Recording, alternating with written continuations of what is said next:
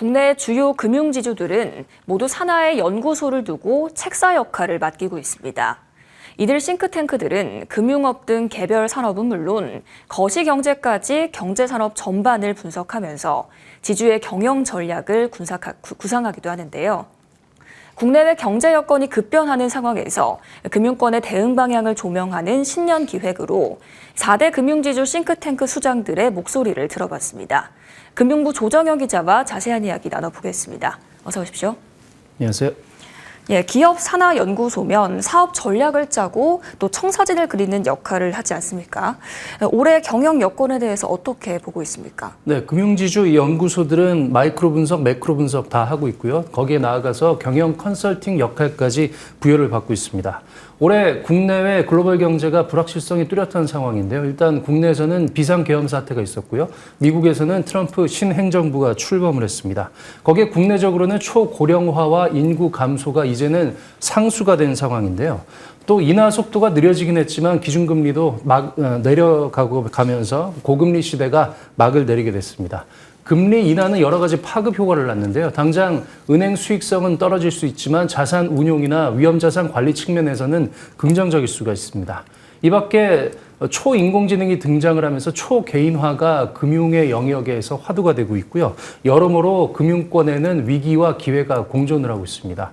박정훈 우리금융경영연구소 대표이사 설명입니다.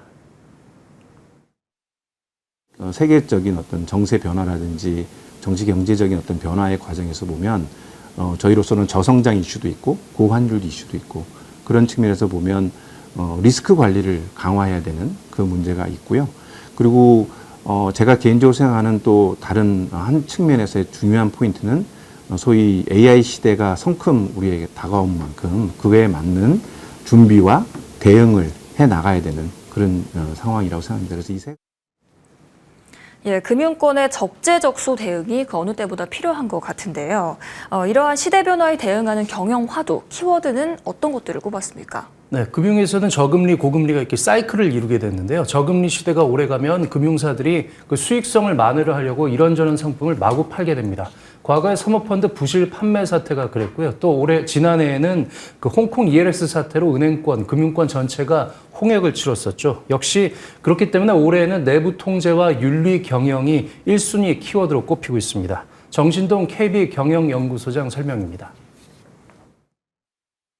금융이라는 것이 이제 고객 신뢰 없이 성립할 수 없기 때문에 그 고객 중심, 고객 서비스 향상, 이것이 이제 시대를 초월한 금융의 키워드라고 생각합니다. 그리고 올해를 이제 특정해서 생각해 보면은 채무 구조도가 시행되는 첫 해이기 때문에 금융사업 방지를 위한 내부 통제, 이것이 이제 큰 키워드가 될 걸로 생각하고요. 네, 이 밖에 리스크 관리 고도화와 AI 대응 등도 빼놓을 수 없는 경영 키워드인데요. 특히 환율이 지금처럼 오르고 금리가 떨어지는 현재 구간에서는 리스크 관리 고도화가 은행권의 최우선 숙제 중에 하나입니다. 정희수 하나금융연구소 소장 설명입니다.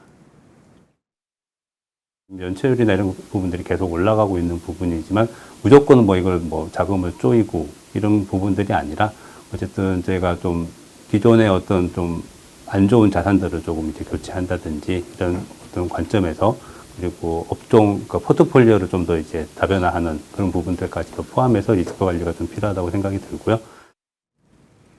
최근 수년간 고금리 구간에 접어들면서 모험 자본 공급이 위축됐었는데요. 은행이 리스크 관리를 강화하면 자금 공급이 줄어들 것이다. 이런 우려도 있는데 자금 공급이랑 중개라는 이 금융 본연의 역할에 대해선 전망이 어떻습니까? 네, 일단 은행들이 리스크를 관리하겠다, 더 강화하겠다고 하면 아무래도 자금을 쪼이는 게 아니냐 이런 우려의 목소리가 나올 수밖에 없는 게 사실인데요.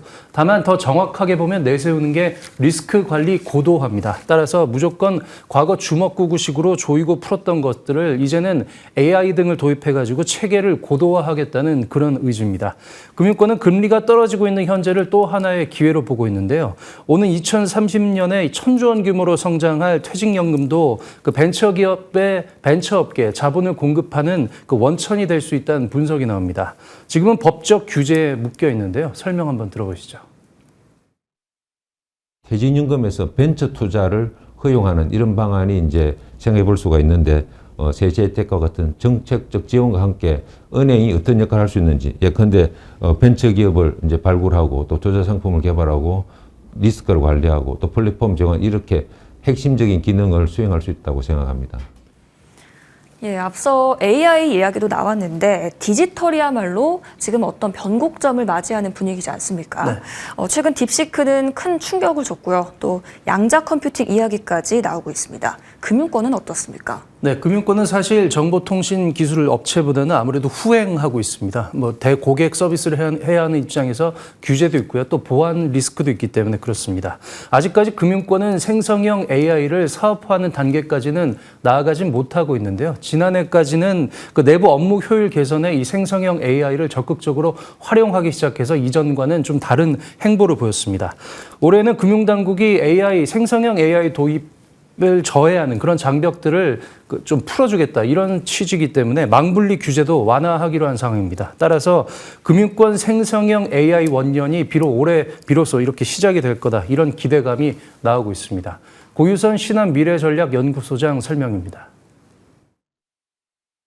고객들이 저희 디지털 기술들을 활용해서 좀 더 편리하게, 그리고 어떤 개인의 어떤 수요들이 잘 반영된 상품에 대한 소개들, 뭐 이러한 부분들까지 좀 연계가 되고, 또 요즘에는 이제 점포들이 좀 많이 축소가 되는 부분이어서 저희는 AI 기술을 활용한 AI 브랜치도 저희가 시험적으로 하고 있고, 이 부분들을 좀 더 확장을 시켜 나가려고 하고 있는 상황입니다. 네, 한때 동남아 같은 신흥국으로의 진출이 각광을 받았었는데요. 현재는 환율이 오르고 또 현지 정세가 일부 불안해지면서 그 기세가 한풀 꺾인 게 사실입니다. 올해부터 금융사들은 좀 방향을 달리 모색하고 있는데요. 싱크탱크들은 현지 핀테크 업체와 협업을 통해서 디지털 금융 생태계를 구성을 하고 또 지분 투자를 단행하는 전과는 다른 사업 전략을 모색하고 있습니다. 예. 국내외 경제 여건이 급변하는 상황에서 금융권이 어떻게 대응을 하고 있는지 짚어봤습니다. 오늘 말씀 잘 들었습니다.